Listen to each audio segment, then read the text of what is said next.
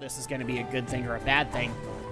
And if you just have a writing staff that sits there and agrees with itself, well, then you get the Tim and Eric Awesome Show.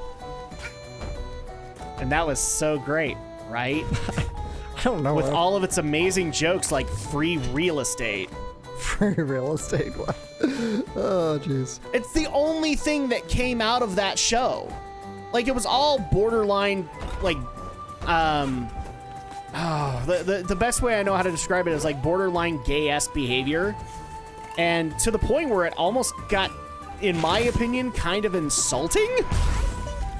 Because it just immediately went off the assumption that all gay guys ever do is just sit back and work out with each other and do innocuous poses. Right. But one of the things that came out of that, and hence kind of became a meme, was there was a commercial for like free real estate on it, and now people use that as a meme. Or it's like, hey, guess what? It's free real estate, you know? And I'll say it, and I know a bunch of people are going to say, well, you just don't have any taste. Well, what the fuck ever. I watched that thing. There was no taste on that show. And I like witty stuff. I like wordplay, and I can tell that that's where that show was trying to go, and it failed miserably. At least with me. Damn it. Fucking cats. Well, now you are no longer a Santa. I know. Give me my hat back. Ow! At least they're not like the thieves from Final Fantasy, where if you don't take them down within 3 rounds, they'll literally run away from battle and you never get it back. Jeez, that sucks. Well, thankfully they don't steal like keyed items or anything like that. But like, let's just say you're down to your last potion, they can steal a potion. Like, oh, well, you're fucked. So there you go, Alex. I think we're officially all caught up from that podcast, and we'll have plenty of other stuff to catch up on, obviously, because it is a new year. Tis a new year. What's going to be going on with Drak and Shadow? What Let's Plays are going to be done? We're going to have tons of those questions and more probably answered in another video. I think we've already teased a few of them. Yeah, I think so. In fact, one of them we actually do need to figure out, and maybe we'll also figure out off camera, but we can do it a little bit here, is we did make the announcement that one of the games that's going to get tackled in 2019 is Alex is going to be playing Legend of Zelda, the Breath of the Wild. I always want to say the Breath of the Wild, and I don't know why. Legend of Zelda Breath of the Wild. Yeah. For Nintendo Switch, by the way. A lot of people were asking if this was the Wii U version. No. Alex sold his Wii U. Yeah. So he doesn't have that anymore. And then he went through horrible, horrible withdrawals for like 6 months. I did. It was even worse when I met the cast. Yes, so there you go. Because I'm like, God damn it, I really want to go play the game now. But now that you have a Switch and you have your own copy, the withdrawals have since been subsided and they've been taken care of. But the question that we do have is, okay, so you're going to cover Breath of the Wild. How? Well, first of all, on Nintendo Switch. Yes. I don't know how that's confusing. But the second thing that they're probably more asking is, how in depth are we going for this? The windmill. Crap, I always hate this level in the mini golf. In mini golf? Yes. Yeah. Come on, you've lost a ball or two to it. I'm sure. Everybody has. Even Danny and Aaron from the Game Grumps did. Yeah. If you watched that Let's Play. I'm sure I did. Which was kind of painful. Because you felt bad for them. So let's answer this. So obviously the story is going to get covered. Yeah. In Breath of the Wild. But they do actually bring up a valid point. Do we have to cover all 200 or all 100 plus shrines? I'd say I'm going to. It's not like it's that terribly difficult. And I can open up a lot of them. I would probably open up with a little bit of leeway in saying that some shrines aren't necessarily all that memorable. So if you wanted to do them off camera, I would probably have no problem with you doing that. But there are ones that I would want to keep on camera. For example, like the ones that have quests attached to them. Because the quests are somewhat interesting. But it sounds to me like you've answered that. You want to do them all. I want to do them all. Okay, Even if I have to open some of them off screen, because some of them are pretty out of the way, but we'll kind of see where that goes, but Yeah, but some of, well, and again, like, some of those quests I think are actually pretty cool, so it would be fun to do them on camera. yeah. The other thing is Korok seeds. No, I'm not getting them all. and frankly, I'm also going to kind of say I don't think they need to be done on camera. And I know some of them can be. Yeah. I'm okay with that, like, just to show what they do. But here's the thing: once you get a Korok seed, you've pretty much seen how all the Korok seeds happen. Aside from the random arrangement of Koroks that you'll get. So that can probably happen off camera, and that way you can still have really good inventory. Are there? I can't remember. Are there any armor sets that we have to do through completion? I know that there's a lot you have to buy, Let's see. and some of them you can dodge because, like, if you do journeying to areas, you can get the armor set. You just have to do a little bit of extra legwork. I'll probably, in terms of like getting them all powered up, a lot of that will probably be done off screen. Because, oh shit.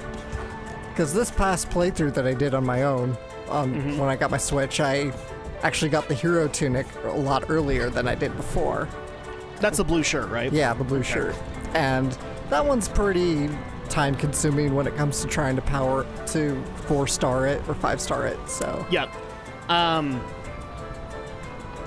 But I can at least show a lot of the process. And the other thing, too, is, like, there's going to be points where you're going to want to go collect things like food and potions and stuff like that just to make the divine beasts and the hunts for the shrines that much easier. So at that point, I don't think that needs to be done on camera. Like, we can just say, oh, yeah, we busted out a bunch of food, and that'll be helpful. Let's see, armor sets. What else is there? I think we kind of covered one. Oh, memories. Memories, definitely. I think those need to be covered. Those are story. Because those are story part. Yeah, I would just file those under story. So, I guess we can't say it's a full-on completionist playthrough. Not 100%, no. But I think it's still going to be enjoyable. Okay? Yeah. Because as much as people might be a little frustrated that we're not going to show every single Korok seed on camera, you'll kind of understand once you get there. I mean, at least I can say with the shrines that, yeah, a couple of them are similar in puzzle design.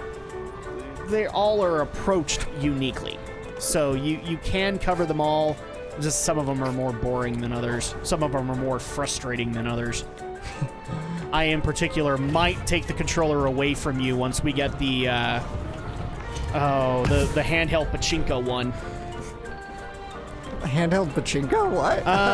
You know the one I'm talking about, don't you? Where you have to rotate the Switch around to get it done. Oh. Well, there's that one I might take away from you just because I'm worried you'll break your controller. There's a couple like that, though. No. Because I remember having a story, or I remember talking with you about that, and you're just like, oh, fuck those puzzles. Yeah, I do. I hate them. I hate the ones that rely on the motion controls, because they're really clunky. Yeah. So, I mean, that... Oh, and the other thing that we should probably also cover is DLC. I don't know about DLC. I haven't really gone much into DLC myself. There is DLC packs. I know there is, but I haven't done any of it myself. Woohoo! Look at that.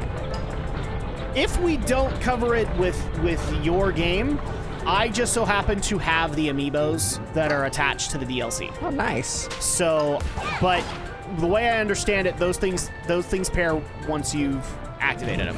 Yeah. So if you can't do them, then I can activate them. Okay. And do them on my file. I'm definitely doing the DLC in my own spare time, but that's just because I'm very interested in what they're going to do with it. Because, as I've said numerous times, guys, I still, like, even after the review, I am not done yet.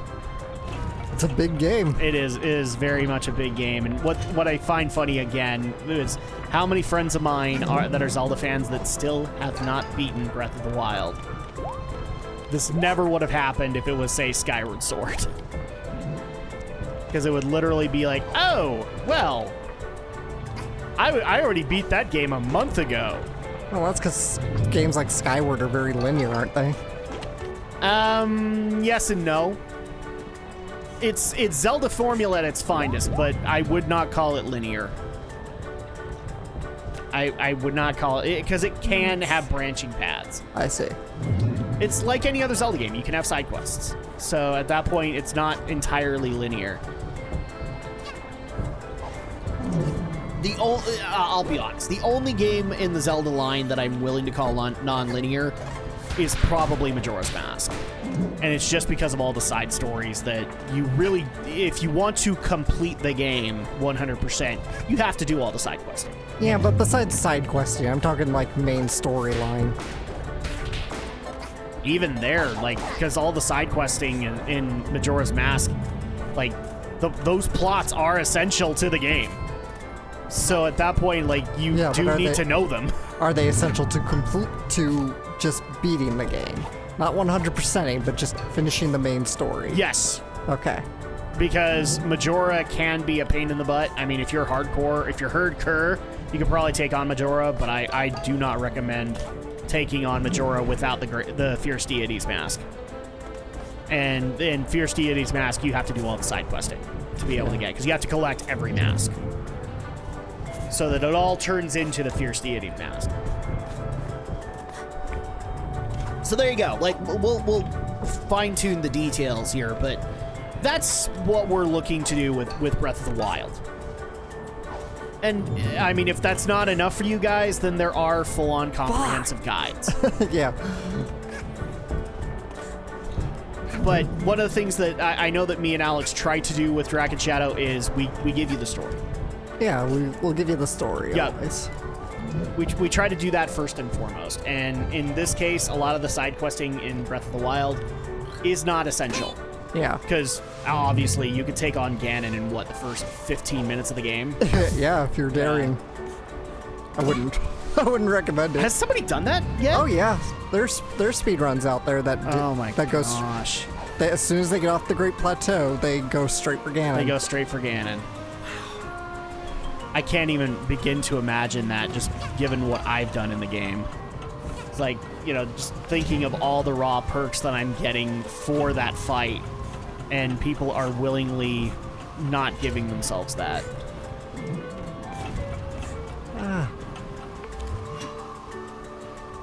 Sorry, that just thinking about that blows my mind. Like, somebody is willing to subject themselves to that level of pain. I have to stop thinking about it, Alex. I have to stop thinking about it. It has to happen. So another one that we're also very... Well, I'm not going to say specific titles. I'll leave the other video for this. But the other thing that we're also looking to do, and we've kind of talked about this off and on since the holidays, is we're also kind of not looking to be the rest of the gaming pack on YouTube. And by that we mean, like, I know a lot of people have been asking, can you tackle games when they're brand spanking new? It's kind of a reason why we don't do that, which is there's about 30 bajillion other accounts that are doing it.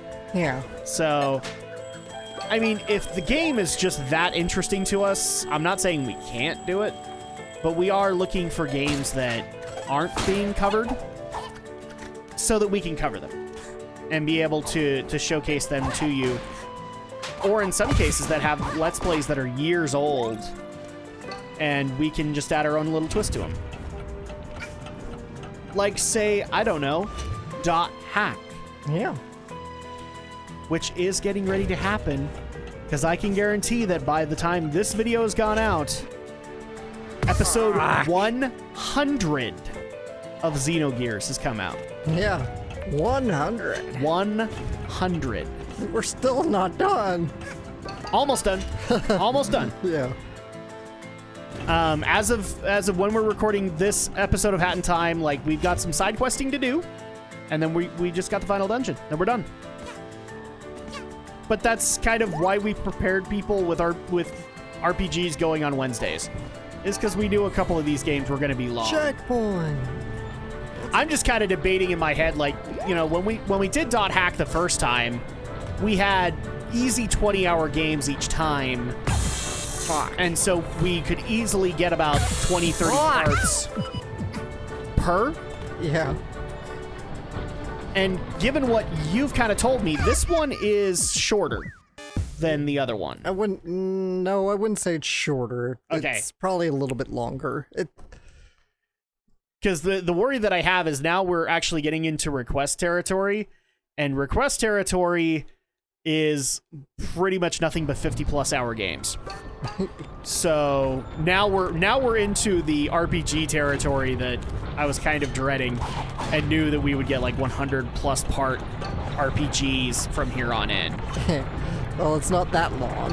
I can definitely say that. No, but I'm saying like the thing, the next RPG after .hack is, and so I'm like sitting here going, maybe we should just finish it. That way we can spend an ample amount of time in .hack, and we don't get stuck in another RPG waiting for the next episode of .hack. You get what I mean? Yeah. Fucking ass spider things. Spider prick, does whatever a spider prick does. Thought there was a platform there. I thought so too, and until you proved us both wrong. There we go. I don't know. Maybe this is something we'll also talk about off camera, but I am debating whether or not it would be a good idea to just finish .hack, and then we can get into the insanity. I wouldn't mind that either. We can work that out. Can we transition fairly well? I mean, we had big cliffhangers in the previous game. Yeah. So I guess so. I mean, it'll be. I'll leave it up to you, I suppose. maybe what we can do is we can end the end of the episodes on cliffhangers, and then at that point, like, just bounce into them again. I don't know. We'll figure it out. We got plenty more than that. I'm also happy to announce that. So we've got Breath of the Wild. We've got .hack. It's going to be returning, and it's specifically which one is this one called? Is it Roots? No, GU. GU. Roots is the anime that precedes it. Okay, so .hack GU. Yeah. And one of the big reasons why I'm debating whether or not we should do the all together is because the RPG after it is the long-requested Legend of Dragoon from Sony Online Entertainment.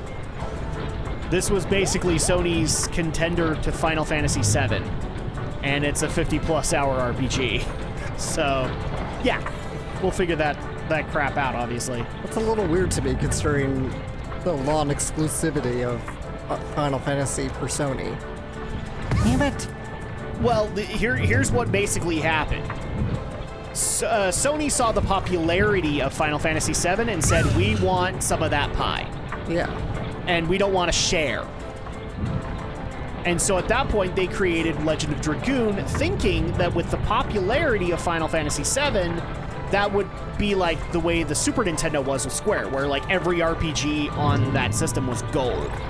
Like if it was Square and it was on the Super Nintendo, it was gold. Like every one of their RPGs was considered good on the Super Nintendo platform. So that what Sony was looking to do with it was they were hoping to have the same amount of success, basically piggybacking on Square. Right. And that's why they came up with the Legend of Dragoon. And bottom line, I'm not saying Legend of Dragoon is bad. I really don't think it is. In fact, it's probably one of my more beloved RPGs on the PlayStation. But I can see why a sequel for it was a hard sell. Especially given that the motivation was, we want this to make gangbusters like Final Fantasy VII did. But I will let you be the judge, obviously, because you will be walking into it blind. Yeah, I will. Speaking of another game that you're going to be walking into blind is Brave Fencer Musashi. And this is actually a cool one in my opinion, because thanks to a viewer... I was there! Whoa. Son of a bitch. So thanks to a viewer, I was able to secure a copy again. Nice. So at that point, thanks to that person, I can't say his name because he's already told me he doesn't want me to. Oh, anonymous donor. Well, he didn't buy it for us. He just helped me find a discounted version, or a discounted copy. And by discounted, I mean still like $75. Wow, this is kind of broke. I can't even tell if you're on the platform or not. No, I can't either. Fuck! Jiminy fracking Christmas. But I will warn people in advance with Brave Fencer Musashi. Do not, and I repeat, do not watch that Let's Play Hungary. Because I will not be held responsible